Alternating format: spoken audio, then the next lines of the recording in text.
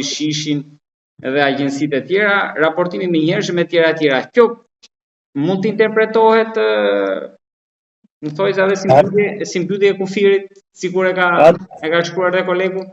Atëherë, kjo komunikat ose kjo urdhër ose kjo porosi e lëshuar nga drejtori i përgjithshëm në pamje të parë duket sikur është brenda ligjit. Çfarë ka mbrapa kësaj? Ajo është kryesorja, çfarë ka mbrapa kësaj? Porositë që janë mbrapa kësaj janë që të ndalohen të gjithë ata emigrantë ose kjo pjesë e diasporës që është nisur nga të gjithë vendet e Europës për të mbështetur këtë lëvizje paqësore në Tiranë. Dhe meqense sot është dëgjuar e gjithë diaspora në Europë, por dhe më tej, unë po them për Europën sepse ai që është Kanada dhe ai që është Amerikë nuk e lë Amerikën dhe Kanadan për të ardhur në Shqipëri, ndërsa pjesa e Europës e lë Europën për të ardhur në Shqipëri. E lë sepse është afër dhe e ndryshon të gjithë statin e jetës. Nëse Shqipëria fillon të ndryshojë dhe të bëhet pjesë e një Europe perëndimore me standarde dhe me ligje dhe me rregulla. Kështu që kjo urdhëres e lëshuar nga drejtori i përgjithshëm ka ato në kuptime të mbrapa. Që thotë një pjesë e diasporës mos të hyjë në kufi ose të bëhet e vështirë hyrja në territorin shqiptar. Kjo është një veprim që është kryer dhe dikur më përpara nga pushtetet e kaluara. Kohën e Saliut. Po, të cilat e kanë eskaluar më tej dhe kanë rritur temperaturën më tej për sa i përket pjesës protestës. Nuk është se kjo do ta dëmtojë protestën, por metodat e përdorur policisë tregojnë mjaft mirë që kjo polici nuk është europiane. Nuk është një polici perëndimore që të zbatojë vetëm ligjin dhe jo urdhëresat politike. Kjo do të arrisë akoma më shumë pa kënaqësinë e kësaj proteste dhe dërgjësimin e të gjithë pjesës së popullatës e cila po e shef nga larg, po e shef nga balkoni ose nga banesa protesta dhe nuk po i afrohet sepse ka halli se mund të ketë një pjesë të familjes në pushtet.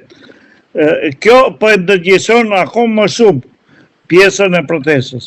Unë them që sot nuk duhet të ketë më frikë askush për të përballur qoftë kryetarin e bashkisë, qoftë kryetarin e komunës, qoftë ministrin, me ministrin, me drejtorin, dhe këdo qoftë.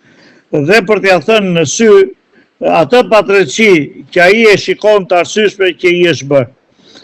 Sepse kjo do të tregojë dhe do vërtetoj më mirë që nesër ne jemi të hapur për të ngritur një shtet social, për të ngritur një shtet të ri i cili të ketë rregulla dhe ligje të caktuara me standardet e Bashkimit Evropian, kur ne të gjithë kërkojmë që të jemi pjesë e Bashkimit Evropian. Dhe kjo është mënyra më e mirë që ne protestojmë dhe mirë bëjnë ata që e përshkallëzojnë ose e ngren temperaturën nëpërmjet ndalimit të përpikat e kufirit. Ata le ta bëjnë kontrollit.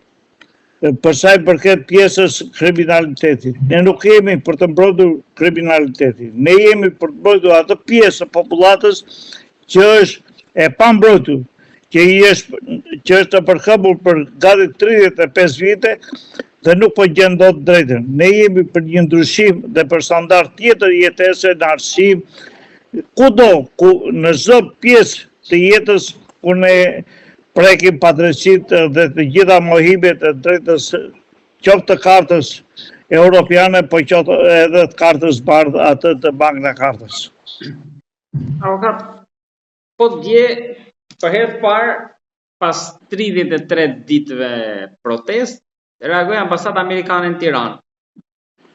Përpara ishim mësuar që nuk kishte një reagim për protestat.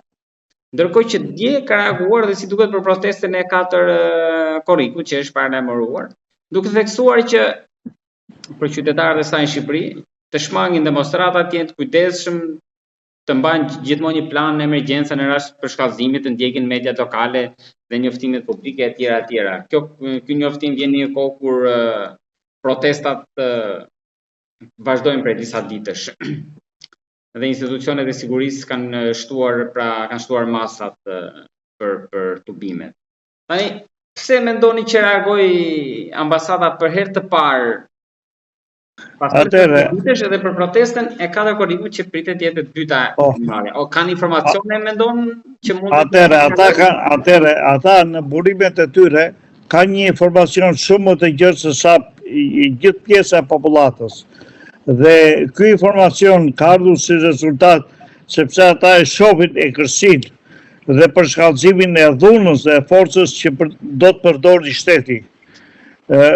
Qoftë për të mbytur frymën e kësaj proteste, po qoftë për të mbytur frymën e qytetarit, me qëllim që ata të vazhdojnë të shpërdorojnë detyrën, të vjedhin, të abuzojnë, të kryejnë ato projekte të tyre për cilat ata dhe vetë për i hedhin zjarë, për i hedhin benzin të zjari, për të arritur më tepër me qëndrimet e tyre, qoftë me qëndrimin e kryetarit